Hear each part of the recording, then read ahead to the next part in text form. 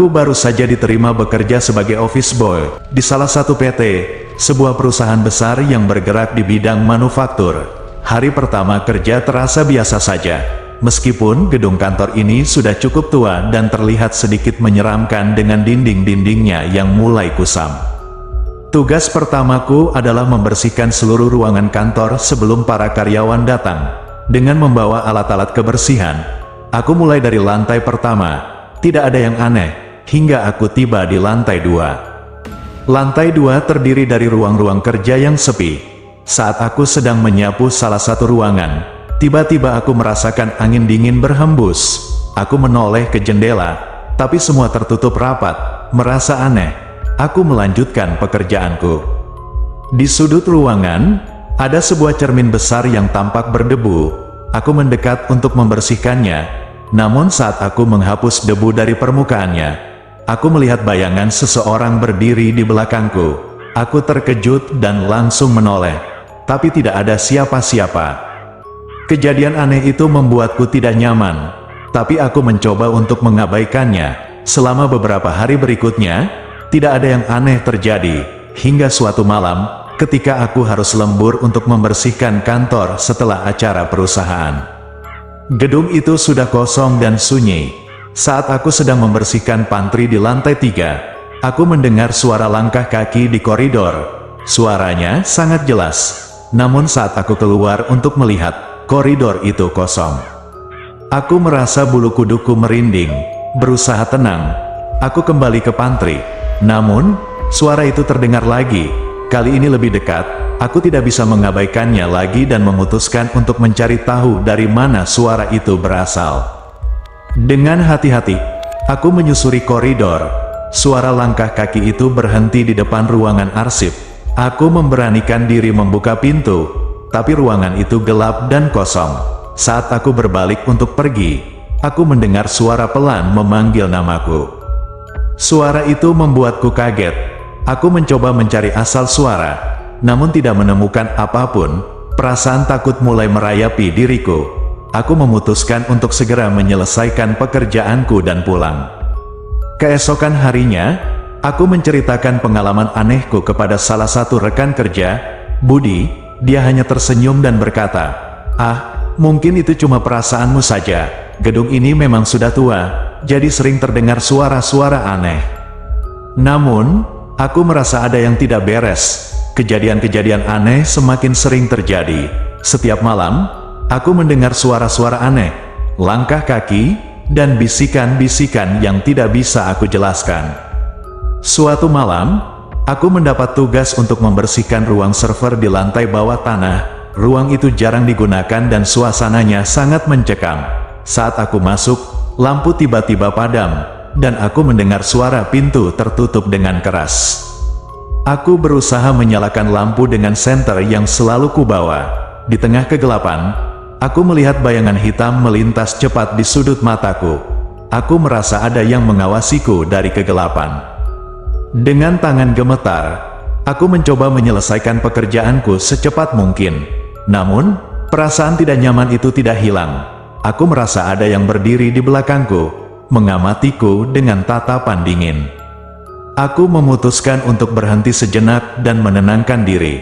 Saat aku menoleh ke cermin di ruang server, aku melihat sosok wanita berdiri di belakangku. Dengan wajah pucat dan mata kosong, aku berteriak dan berlari keluar dari ruangan itu. Hari-hari berikutnya, aku mulai sering melihat sosok-sosok aneh di sudut-sudut gedung.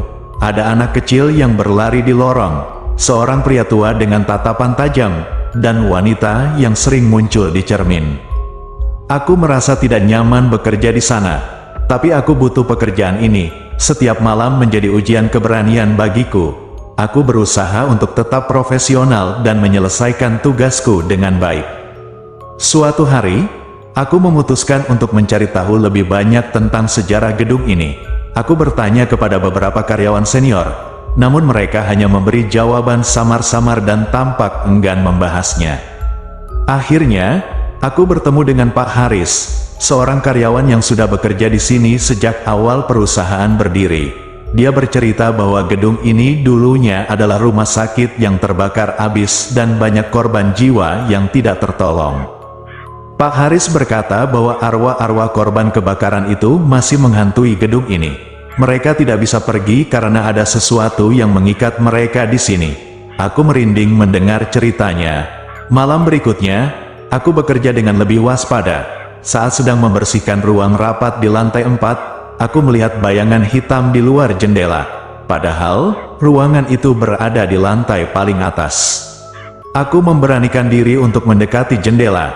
Namun, saat aku menengok keluar, bayangan itu menghilang.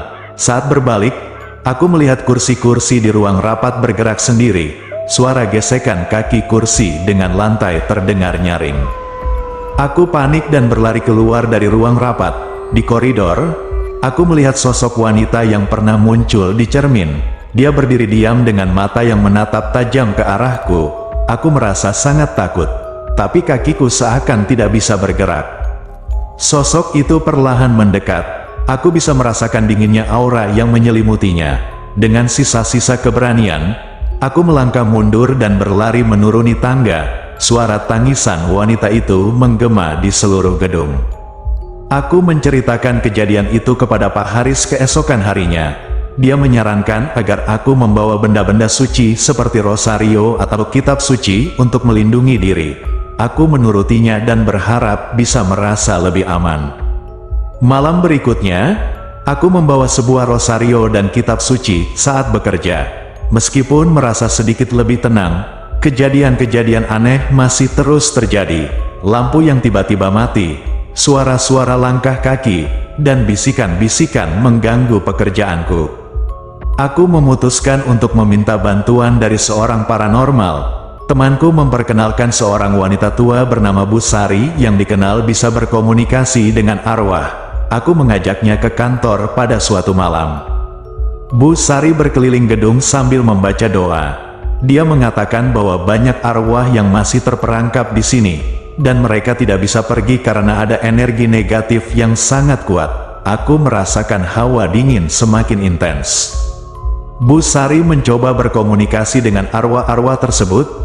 Dia bilang, mereka membutuhkan pertolongan untuk bisa pergi dengan tenang. Ada arwah seorang anak kecil yang terus-menerus menangis mencari ibunya. Kami menuju ruang arsip, tempat yang menurut Bu Sari menjadi pusat energi negatif. Di sana, dia menemukan sebuah barang lama yang katanya adalah sumber masalah. Barang itu adalah sebuah boneka kayu yang sudah sangat tua dan rusak. Bu Sari mengatakan bahwa boneka itu memiliki energi jahat yang mengikat arwah-arwah di gedung ini. Kami harus memusnahkannya agar arwah-arwah tersebut bisa pergi dengan damai. Aku merasa sedikit lega mendengar solusi itu. Kami membawa boneka itu ke halaman belakang dan membakarnya.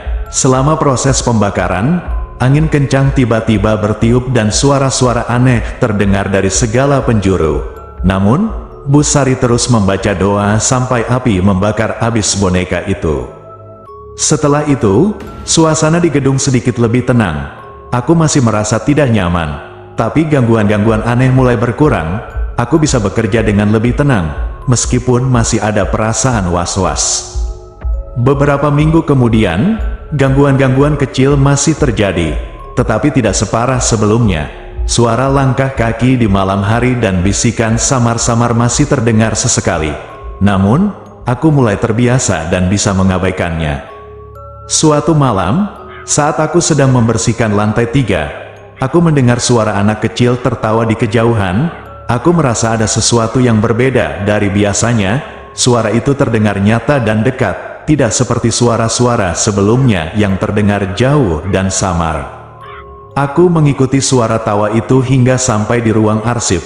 Pintu ruangan itu terbuka sedikit, dan aku melihat bayangan seorang anak kecil berlari masuk. Dengan hati-hati, aku masuk ke dalam ruangan itu. Di dalam ruangan arsip yang gelap dan penuh debu, aku melihat seorang anak kecil berdiri membelakangiku. Dia tampak seperti anak kecil biasa, namun ada sesuatu yang aneh pada dirinya. Aku memanggilnya, tapi dia tidak menoleh. Aku mencoba mendekat, namun tiba-tiba anak itu berbalik dengan wajah yang sangat pucat dan mata hitam legam. Dia tertawa kecil sambil berkata, "Aku tidak bisa pergi, kamu belum menemukan semuanya." Kata-katanya membuat bulu kudukku berdiri. Anak kecil itu menghilang begitu saja, meninggalkanku dalam kebingungan dan ketakutan. Aku merasa ada sesuatu yang belum terselesaikan. Aku kembali menemui Bu Sari untuk meminta nasihat.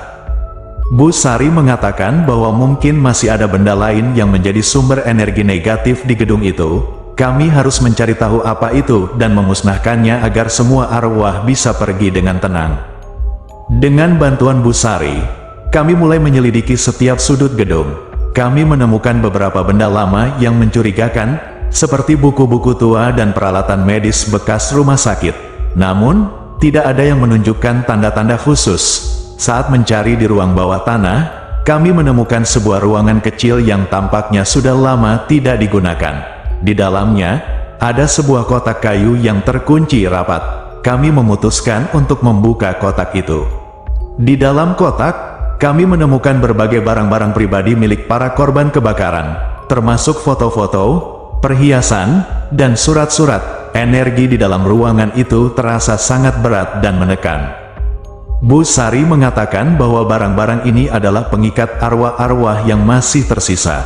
Kami harus melakukan upacara khusus untuk melepaskan mereka dari ikatan ini. Dengan hati-hati, kami membawa barang-barang itu ke halaman belakang gedung. Upacara itu berlangsung selama beberapa jam, dengan Bu Sari memimpin doa dan membakar barang-barang tersebut satu per satu. Saat api membesar, suara-suara aneh mulai terdengar, seperti tangisan dan jeritan. Namun, seiring dengan berlalunya waktu, suara-suara itu perlahan menghilang. Angin yang sebelumnya berhembus kencang mulai mereda, dan suasana menjadi lebih tenang. Aku merasa beban berat yang selama ini ada di gedung itu perlahan-lahan terangkat. Setelah upacara selesai, Bu Sari memastikan bahwa semua energi negatif sudah lenyap. Dia berkata, "Sekarang mereka sudah bisa pergi dengan tenang. Kamu tidak akan diganggu lagi." Aku merasa sangat lega mendengar kata-katanya. Sejak malam itu, suasana di gedung PT benar-benar berubah. Tidak ada lagi suara langkah kaki atau bisikan-bisikan aneh. Semua arwah yang menghantui gedung itu sudah pergi, dan aku bisa bekerja dengan tenang. Pengalaman ini mengajarkanku banyak hal tentang dunia yang tidak terlihat. Meskipun aku masih merasa takut setiap kali mengingat kejadian-kejadian tersebut, aku juga merasa beruntung karena bisa membantu arwah-arwah itu menemukan kedamaian.